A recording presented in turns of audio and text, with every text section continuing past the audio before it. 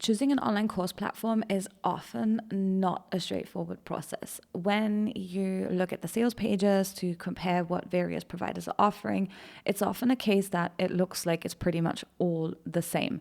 So you just decide to pick one, and then you start uploading your content, you create all of your courses, and then when you get 5, 10, 15 hours into the process of setting them up, then you realize that actually there is now something that prevents you from using the platform as you had intended, and you've basically wasted all of your time and you're back to the drawing board.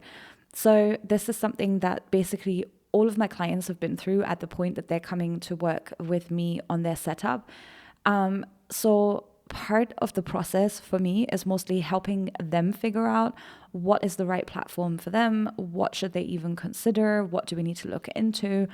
And today I want to share with you the process that I walk my clients through, and I'm going to use myself as an example and basically walk you through the steps that I followed on choosing my course platform, Podia, which is who I ended up using.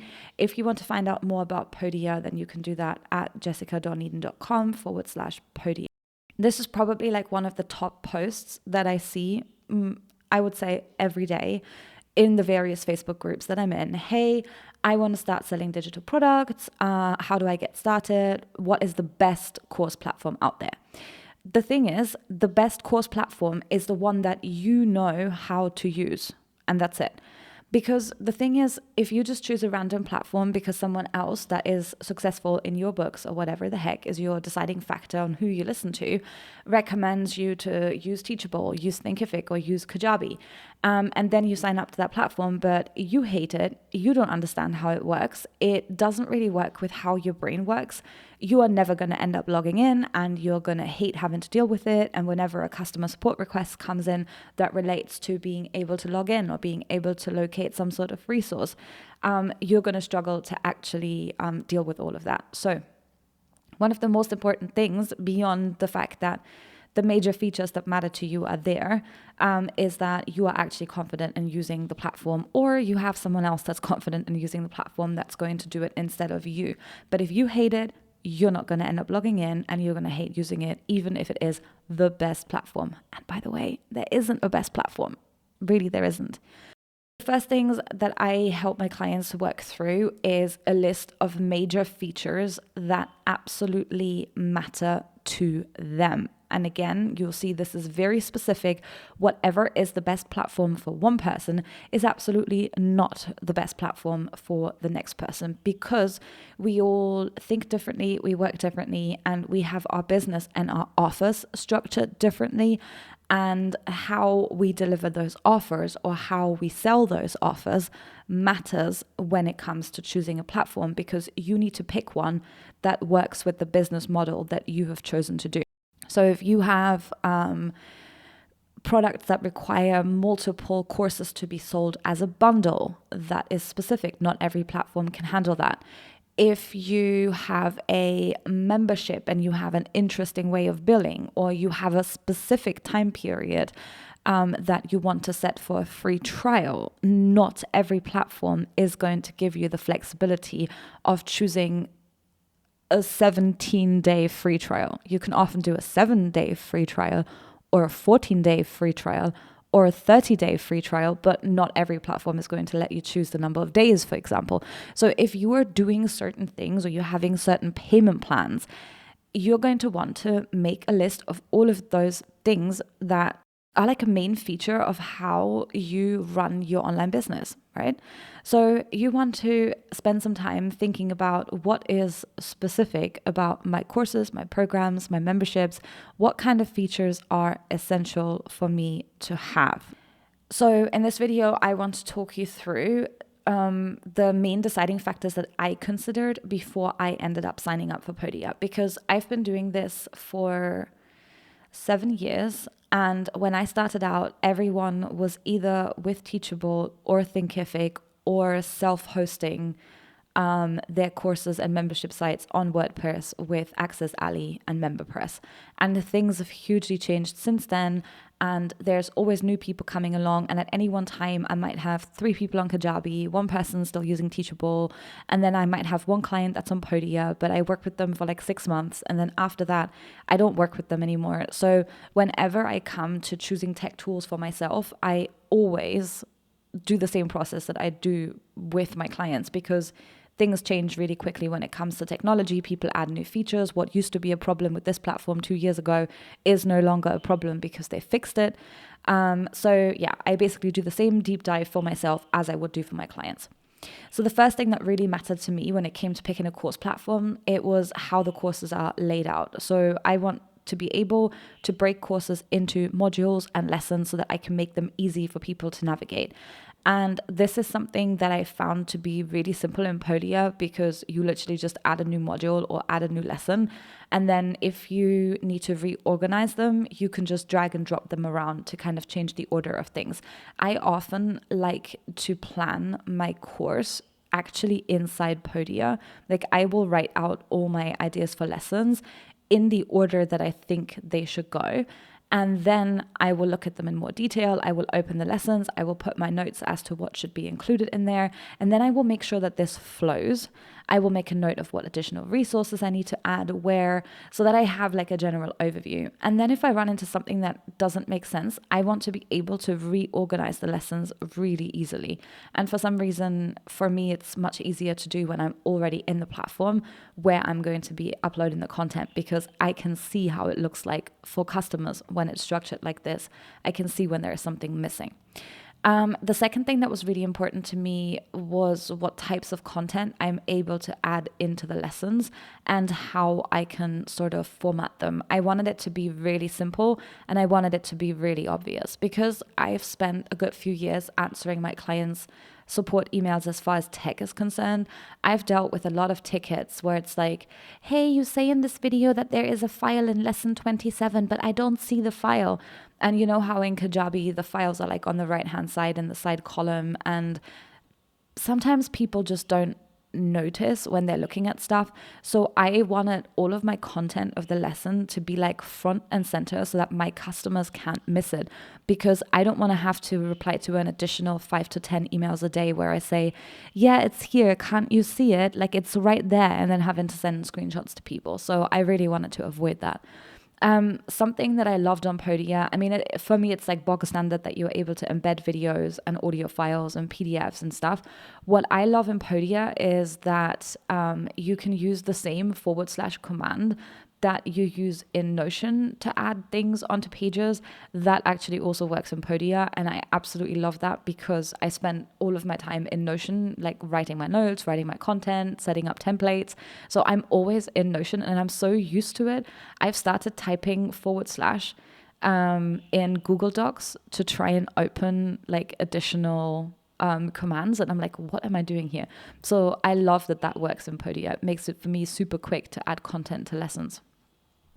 The next thing that mattered to me is if making the landing pages and sales pages is simple and they just look good by default. I am the advocate of the scrappy business, which is why I have the Scrappy Business podcast. When I have an idea for a product, I want to focus on making the product. And I'm also an 80% finished person when it comes to my own stuff. I hate finishing my own stuff. Like, I love recording this video right now.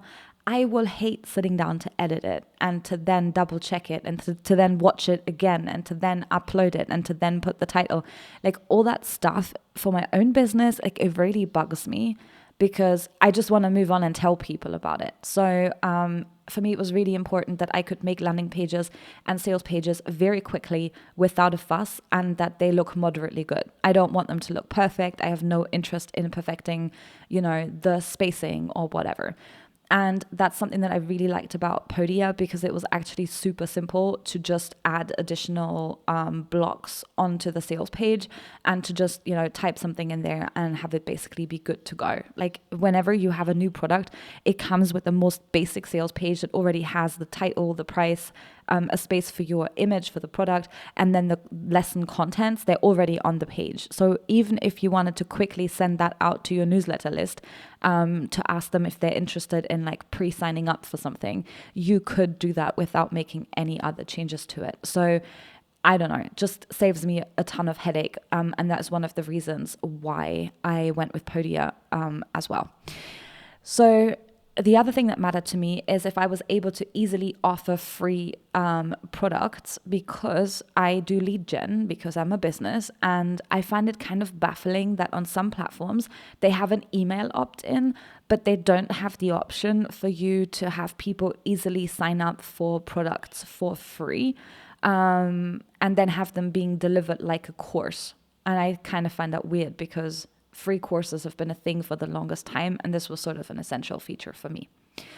Another thing that mattered to me, and this one is huge, is whether or not you can offer discounts on memberships without the person needing to enter their credit card. So basically, can I set my tech membership to a 3-month free trial, and then somebody can sign up to the tech membership without having to enter their credit card details?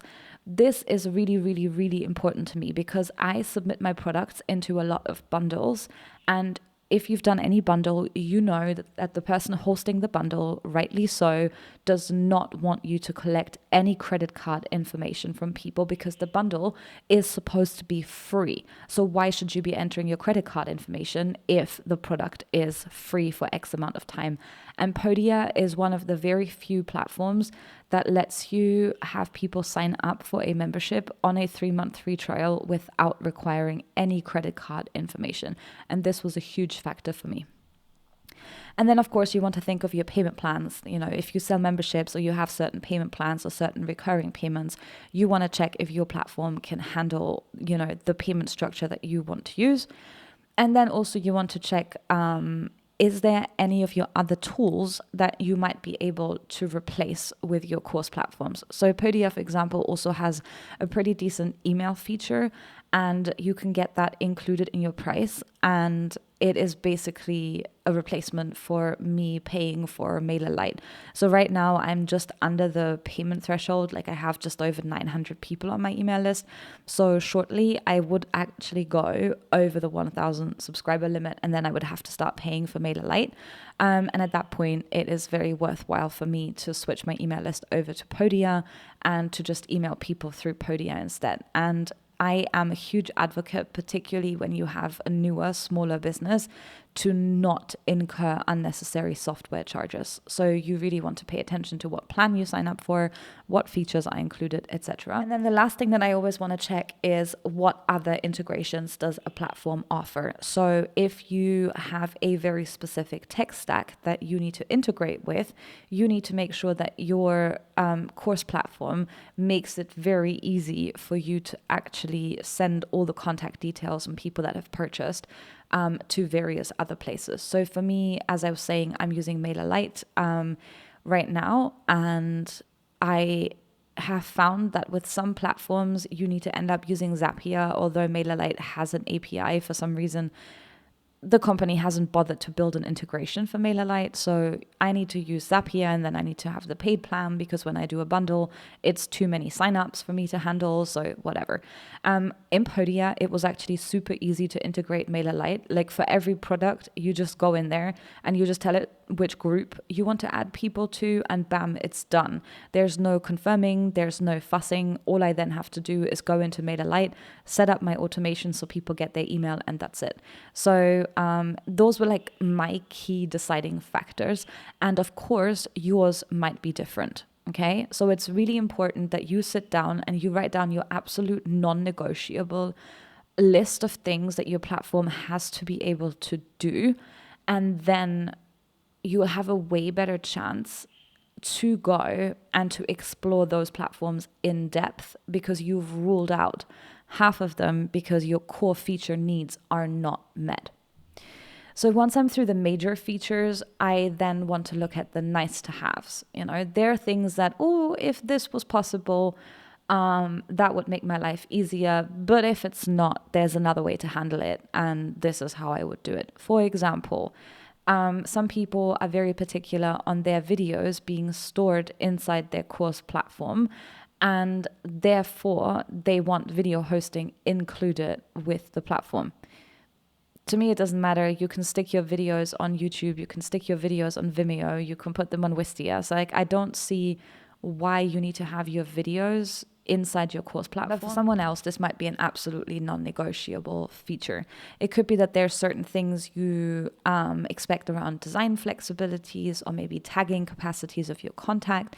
So these are not necessarily essential to actually running the online product, digital product side of your business, but it would make your life easier if the functionality was included. For me, that thing was actually the community feature in Podia. So as I mentioned earlier, I have this tech membership where people can basically ask me unlimited tech questions for like $13 a month. So whenever you're doing something and you run into a problem, I need you to be able to contact me so that you can say, hey Jess, I'm trying to set up this new course in Podia, but I'm stuck because I can't figure out how to do that. And then I would go in and I would reply to you and tell you what your options are. Or you're like, hey, I want to pick a course platform. These are my criteria. Which one might be the right one for me? And then I can respond to that. So I was basically thinking about running the entire thing through Slack.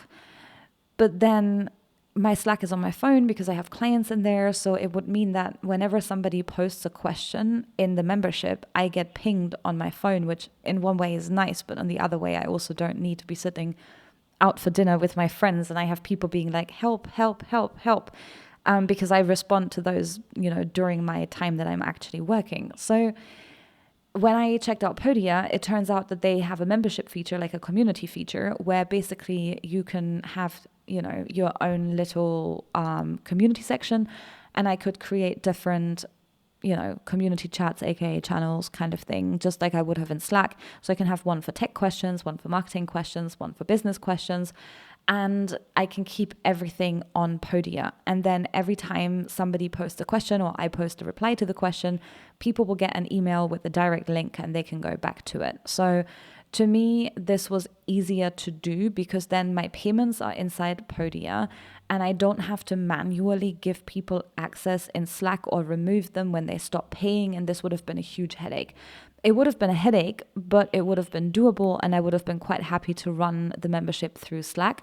However, when I signed up for Podia, I was kind of positively surprised that I now had the option to not have it in Slack. So now I use the community feature and that works pretty well for me.